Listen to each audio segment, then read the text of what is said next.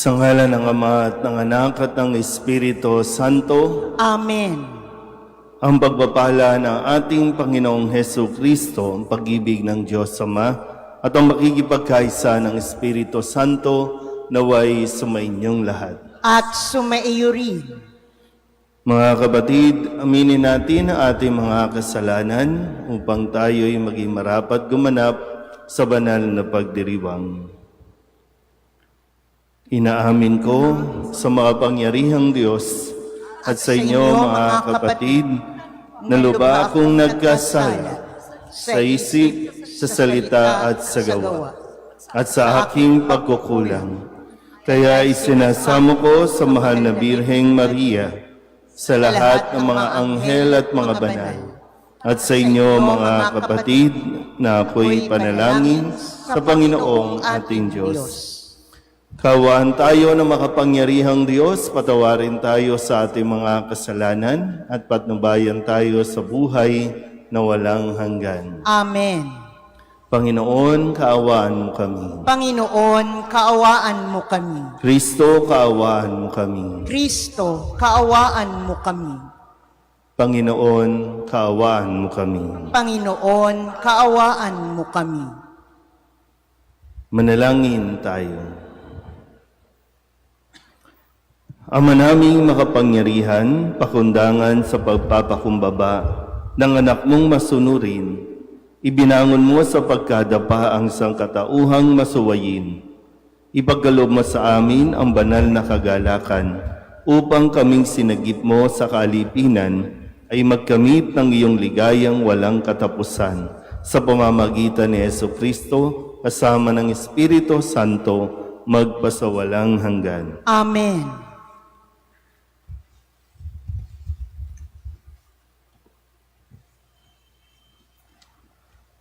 Pagbasa mula sa aklat ng Henesis. Noong mga araw na iyon, sinabi ni Jacob sa kanyang mga anak, "Ngayoy papanaw na ako upang mapisan sa mga kasamang na mayapa na. Doon ninyo ako ililibing sa pinaglibingan sa aking mga magulang, sa yungib sa tapat ng bukid ni Efrong Heteo. Ang libingang iyo'y nasa silangan ng Mamre sa may Kanaan. Binili iyon ni Abraham at doon siya inilibing pati ang kanyang asawang si Sara. Doon din inilibing ang mag-asawang Isaac at Rebeka at doon ko rin inilibing si Leah. Ang bukid ay tiyungib na iyo'y binili nga sa mga Heteo. Matapos masabi ang lahat ng ito, siya ay nalagutan ng hininga. Mula nang mamatay ang kanilang ama, nag-alala na ang mga kapatid ni Jose. Sabi nila, "Paano kung galit pa sa atin si Jose at gantihan tayo sa kalupitang ginawa natin sa kanya?" Nagpasugo sila kay Jose at ipinasabi ang ganito, "Bago namatay ang ating ama, ipinagbilin niya na sabihin ito sa iyo. Nakikiusap ako na patawarin mo na ang iyong mga kapatid sa ginawa nila sa iyo. Kaya naman ngayon, namamanhid kami sa iyo na patawarin mo na kami alang-alang sa Diyos ng ating ama." Napaiyak si Jose nang marinig ito. Lumapit na lahat ang kanyang mga kapatid at yumuko sa harapan niya. "Kami mga alipin mo," wika nila. Ngunit sinabi ni Jose, "Huwag kayong matakot, hindi ko kayo paghihigantihan. Masama nga ang inyong ginawa sa akin, subalit ipinahintulot iyon ng Diyos para sa kabutihan, at dahil dooy naligtas ang marami. Kaya huwag na kayong mag-alala. Ako ang bahala sa inyo at sa inyong mga anak." Pagkarinig nito, napanatag ang kanilang kalooban. Nanatili nga si Jose sa Ehipto kasama ang kanyang mga kapatid. Umabot siya sa 110 taon bago namatay. Inabot pa siya ng mga apo ni Efraim. Gayon din ang mga apo niya kay Makir na anak ni Manases. Ang mga ito'y kinalong pa niya ng isilang. Sinabi niya sa kanyang mga kapatid, "Malapit na akong mamatay. Ngunit huwag kayong mag-alala. Iingatan kayo ng Diyos at ibabalik sa lupaing ipinangako niya kina Abraham, Isaac at Jacob." Pagkatapos, ipinagbilin niya sa mga anak ni Israel ang gagawin sa kanyang bangkay. Wika niya, "Isumpa ninyo sa akin na pag kayo'y nilingap na ng Diyos at inialis sa lupaing ito, dadalhin ninyo ang aking mga buto." Namatay nga si Jose sa gulang na 110 taon. Ang salita ng Diyos. Salamat sa Diyos. Ang Diyos ang siyang tumutulong sa tanang napaaampon. Ang Diyos ang siyang tumutulong sa tanang napaaampon. Dapat na ang Diyos itong Panginoon ay pasalamatan. Ang kanyang ginawa sa lahat ng bansay dapat ipaalam. Siya ay purihin, suubin ng awit, ating papurihan. Ang kahangahangang mga gawa niya'y dapat na isaysay. Ang Diyos ang siyang tumutulong sa tanang napaaampon. Tayo ay magalak, yamang lahat tayo ay tunay na Kanya. Ang Kanyang pangalan, ang pangalang banal, napakadakila. Lahat ng may nais maglingkod sa poon, dapat na magsaya. Siya ay hanapin, at ang Kanyang lakas ay siyang asahan. Siya ay hanapin, upang mamalagi sa Kanyang harapan. Ang Diyos ang siyang tumutulong sa tanang napaaampon. Ito'y nasaksihan ng mga alipit anak ni Abraham. Gayon din ang lahat na anak ni Jacob na kanyang hinirang. Ang Panginoon Diyos ay ang Panginoon. Siya ang ating Diyos.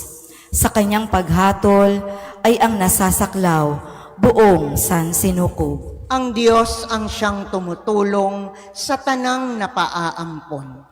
Tatayo na po ang lahat.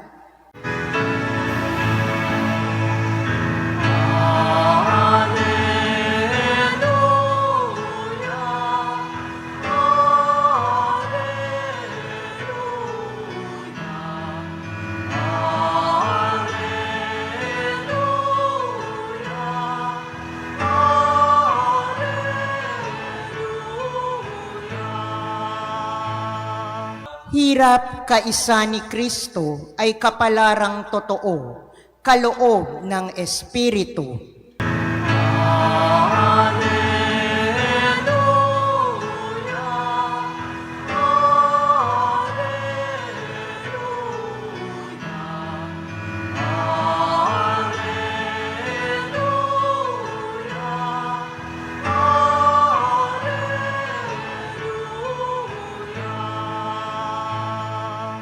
Sumainyo ang Panginoon. At sumaiyo rin. Ang mabuting balita ng Panginoon ayon kay San Mateo. Papuri sa iyo, Panginoon.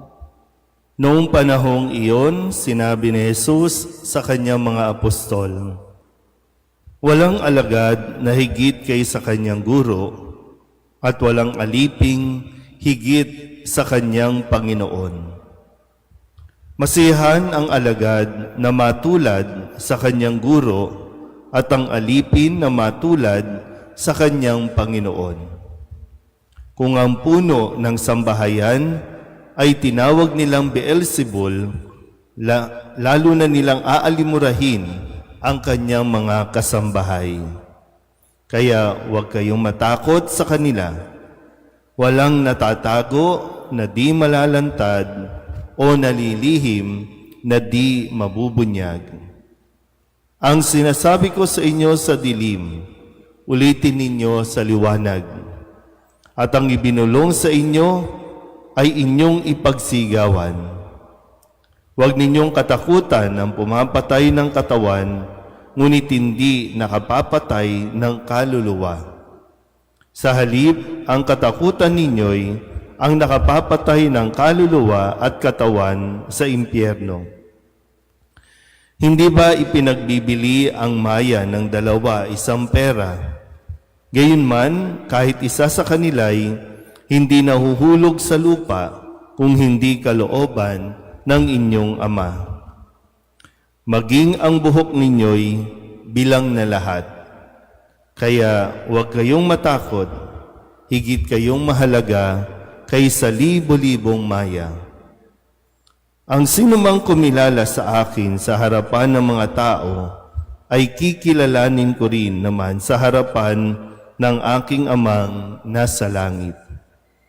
Ngunit ang magtatwa sa akin sa harapan ng mga tao ay itatatwa ko rin naman sa harapan ng aking Amang nasa langit.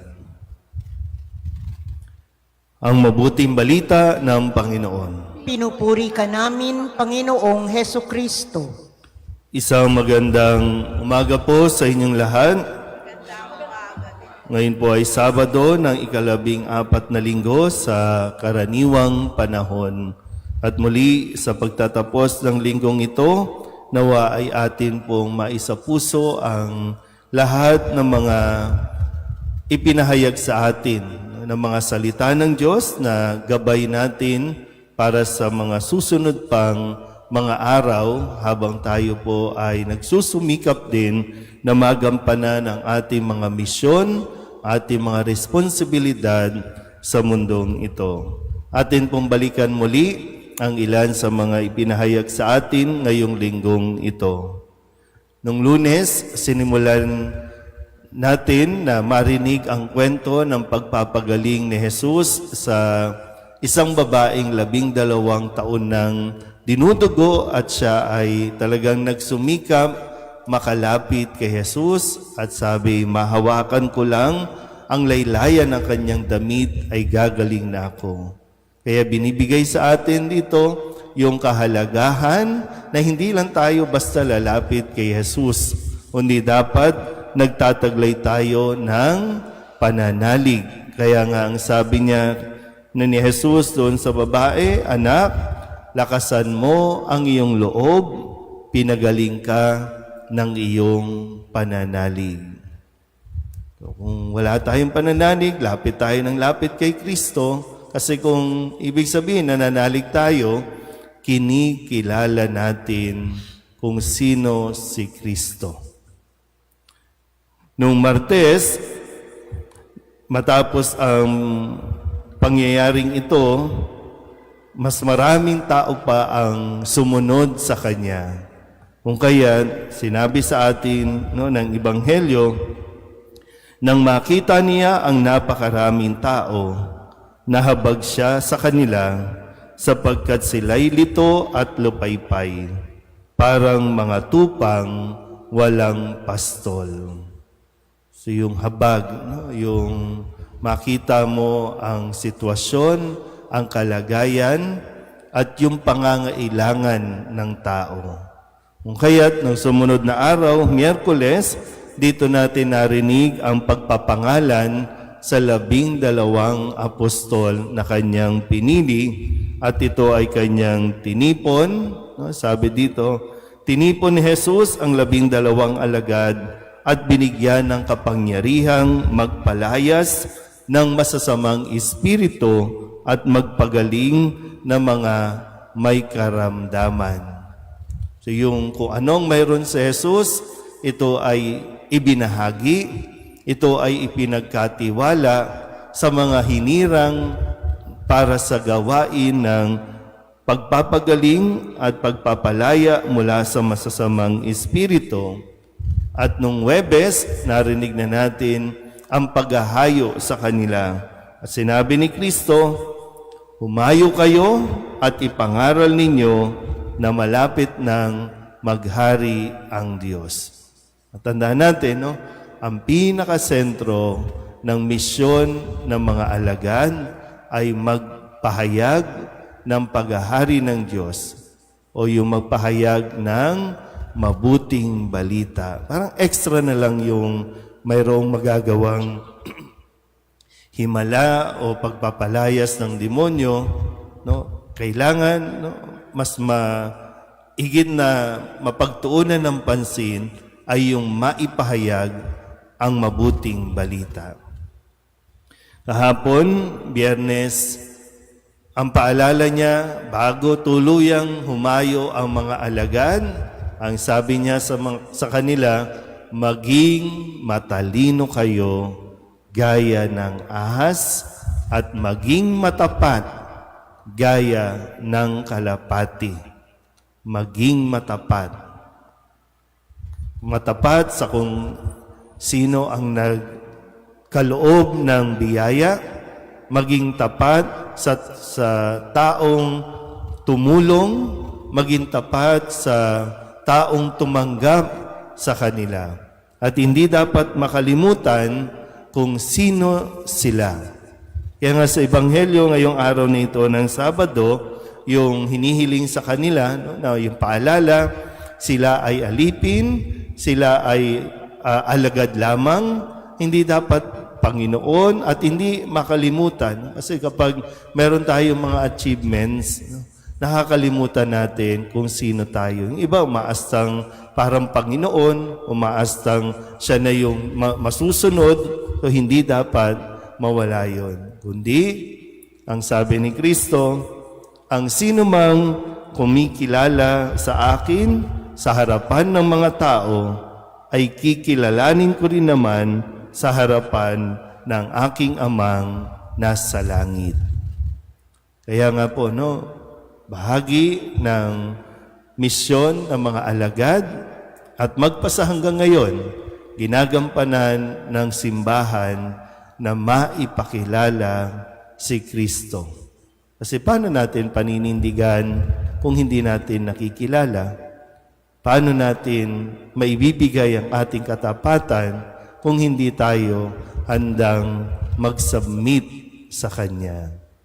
Kaya nawa, sa mga panahon na tayo po ay susubukin din, kasi maging ang mga tagasunod, ang mga alagad, ay hindi exempted sa mga pagsubok o mga problemang pagdaraanan. Pero naririyan ang simbahan para patuloy tayong palakasin, lalong-lalo na ihanda para sa mga misyon at responsibilidad na iaatang sa atin. Amen.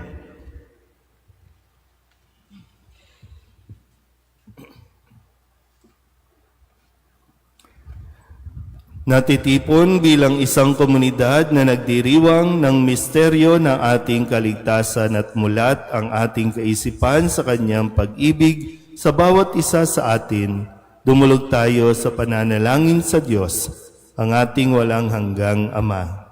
Ang ating pong itutugon, Panginoon, dinggin mo ang aming panalangin. Panginoon, dinggin mo ang aming panalangin.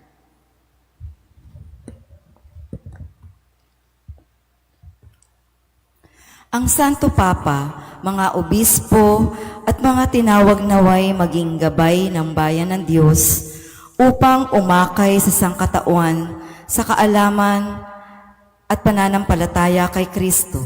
Manalangin tayo sa Panginoon. Panginoon, dinggin mo ang aming panalangin. Tayo naway mabigyan ng biyaya na harapin ang mahihirap na pagsubok ng may katapangan, nalalaman na panig sa atin ang Panginoon na nagbibigay sa atin ng lakas.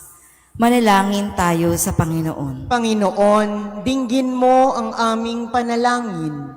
Ang mga kabataan naway magnilay sa tawag ng pagiging pari o relihiyoso at relihiyosa upang mapaglabanan nila ang pagdududa, takot at kalituhan. Manalangin tayo sa Panginoon. Panginoon, dinggin mo ang aming panalangin. Ang mga may sakit at may kapansanan, naway makadama ng kagalingan at kasiyahan na tanging si Kristo lamang ang makapagbibigay. Manalangin tayo sa Panginoon. Panginoon, dinggin mo ang aming panalangin. Yaong mga namayapa, naway umani ng pabuya sa kanilang mabuting mga gawain sa walang hanggang kaharian ng Diyos. Manalangin tayo sa Panginoon. Panginoon, dinggin mo ang aming panalangin. Idulog din natin sa Panginoon ang ating mga personal na kahilingan at mga panalangin para sa ating mga pamilya. Kasama din ang mga kahilingan ng mga nanonood sa online. Lahat ng mga misang pasasalamat, special na intensyon, agarang paggaling ng mga may sakit, at ang lahat ng mga kaluluwa na inihiling na ipagdasal sa misang ito.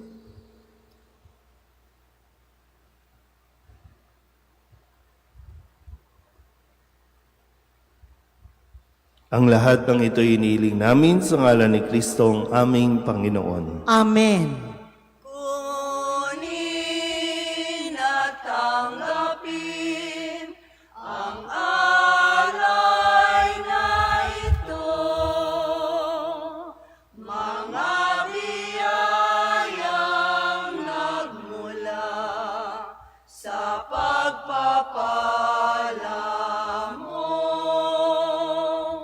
Tanda ng bawat puso pagkat inibig mo, ngayon'y nananalig, nagmamahal sa'yo.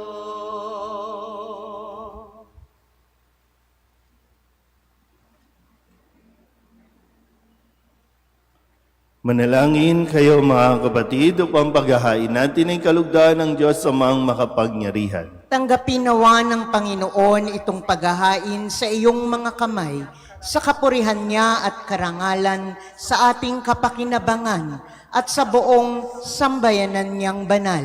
Ama naming lamika, ang paghahain namin ay sa iyong ngalan ay siya nawang sa amin dumalisay upang ito ay maging pagganap araw-araw ng aming paglipat sa buhay sa kalangitan sa pamamagitan ni Jesucristo kasama ng Espiritu Santo magpasawalang hanggan. Amen. Sumainyo ang Panginoon. At sumaiyo rin. Itaas sa Diyos ang inyong puso at diwa. Itinaas na namin sa Panginoon. Pasalamatan natin ang Panginoong ating Diyos. Marapat na siya'y pasalamatan. Ama naming makapangyarihan, tunay nga marapat na ikaw ay aming pasalamatan. Sa iyong paglingap at kagandahang loob, ang tao'y nilikha mo at pinangangasiwa sa sansinukob. Sa hangad mong siya'y iwastong lubos, siya'y pinagdusa mo sa kanyang pagtalikod. Sa iyong paggiliw, iyong ipinahintulot na makabalik siya sa pamamagitan ni Kristo Jesus. Kaya kaysa ng mga anghel na nagsisiawit ng papuri sa iyo, nang walang humpay sa kalangitan, kami nagbubunyi sa iyong kadakilaan.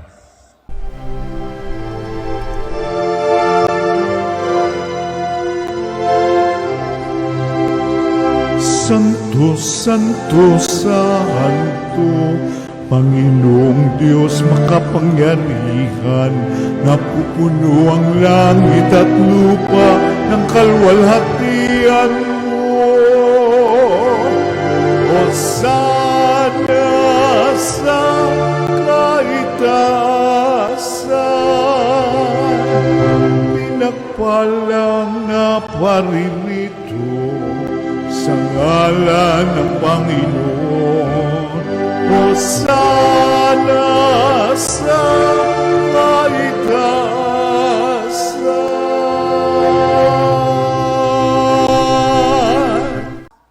Ama naming banal, ikaw ang bukal ng tanang kabanalan. Kaya't sa pamamagitan ng iyong Espiritu, gawin mong banal ang kaloob na ito upang para sa aming maging katawan at dugo ng aming Panginoong Hesu Kristo.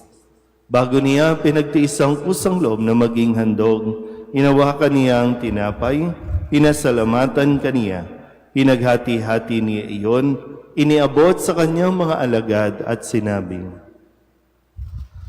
"Tanggapin ninyong lahat ito at kanin, ito ang aking katawan na ihahandog para sa inyo."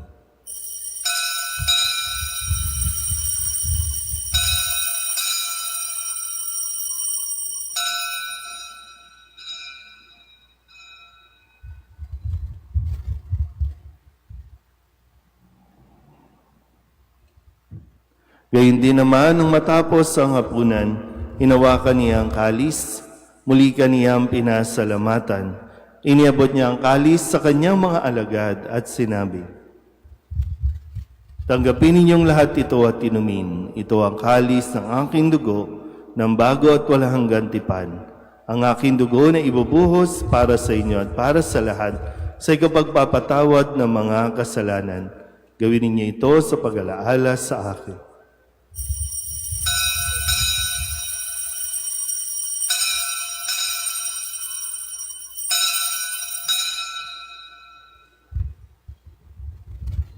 Ipagbunyi natin ang misteryo ng pananampalataya. Si Kristo'y namatay, si Kristo'y nabuhay, si Kristo'y babalik sa wakas ng panahon. Ama, ginagawa namin ngayon ang pag-alaala sa pagkamatay at muling pagkabuhay ng iyong anak. Kaya't iniaalay namin sa iyo ang tinapay na nagbibigay buhay at ang kalis na nagkakaloob ng kaligtasan. Kami nagpapasalamat dahil kami iyong minarapat na tumayo sa harap mo para maglingkod sa iyo. Isinasamo namin kami magsasalo-salo sa katawan at dugo ni Kristo ay mabuklod sa pagkakaisa sa pamamagitan ng Espiritu Santo.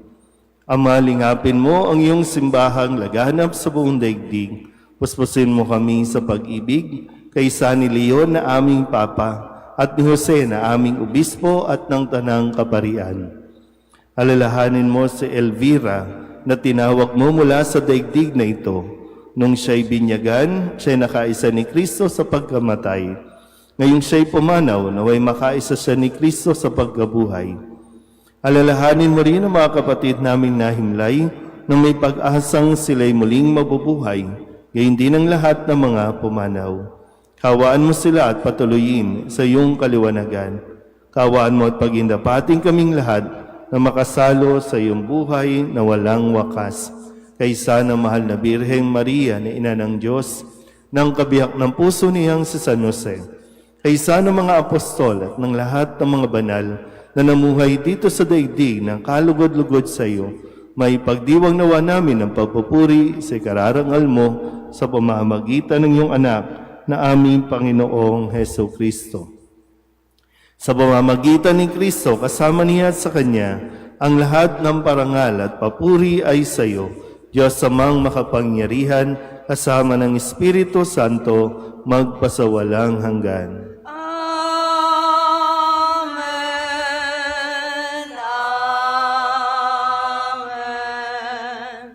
Amen. Amen. Sa tagubilin ng manakagagaling na utos at turo ni Jesus sa Panginoon natin at Diyos, ipahayag natin ang lakas loob.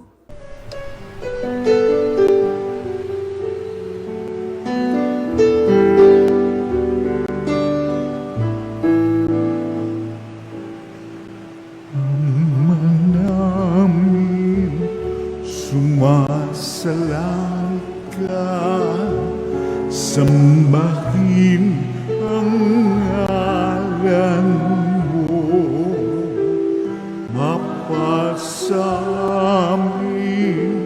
ang kaharian mo, sundin ang loob mo dito sa lupa para ng sa langit.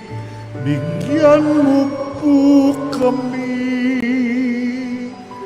ngayon ng aming kakanin sa araw-araw at patawarin mo kami sa aming mga sala para ng pagpapatawa namin sa nagkakasala sa amin, at huwag mo kaming ibang dulot sa tukso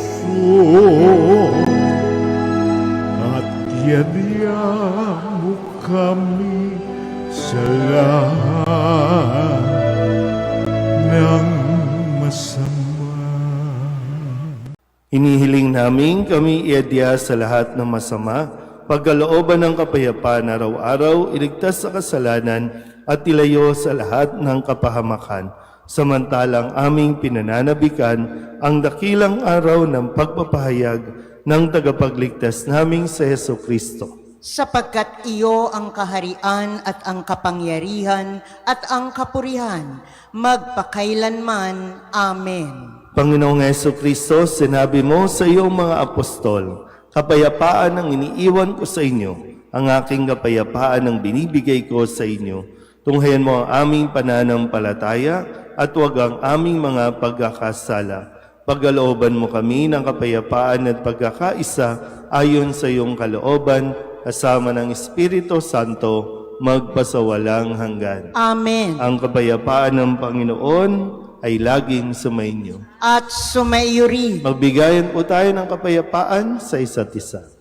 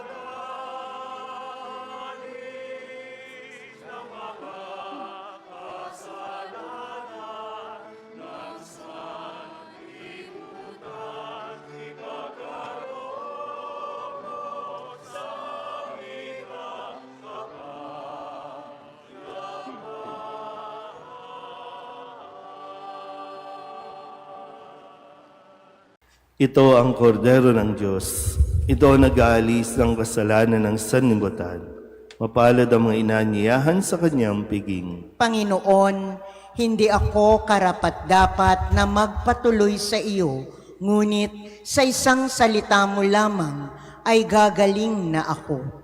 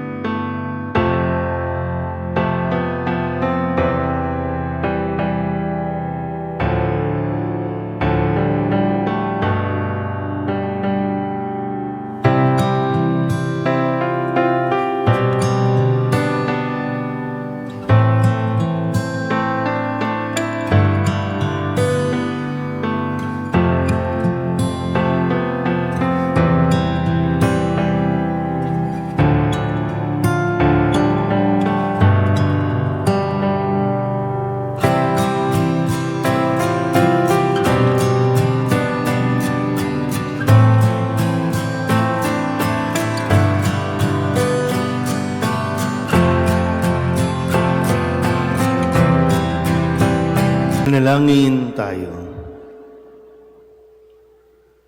Ama naming mapagmahal, kaming iyong pinapakinabang ay loobin mong laging lumingon sa pinanggalingan ng tinanggap namin ngayon para pagsaluhan sa pamamagitan ni Jesucristo kasama ng Espiritu Santo magpasawalang hanggan. Amen. Sumainyo ang Panginoon. At sumaiyo rin. At pagpalain kayo ng makapangyarihang Diyos, Ama at Anak, at Espiritu Santo. Amen. Tapos ng banal na misa, humayo tayo sa kapayapaan ni Kristo. Salamat sa Diyos. Magandang umaga po.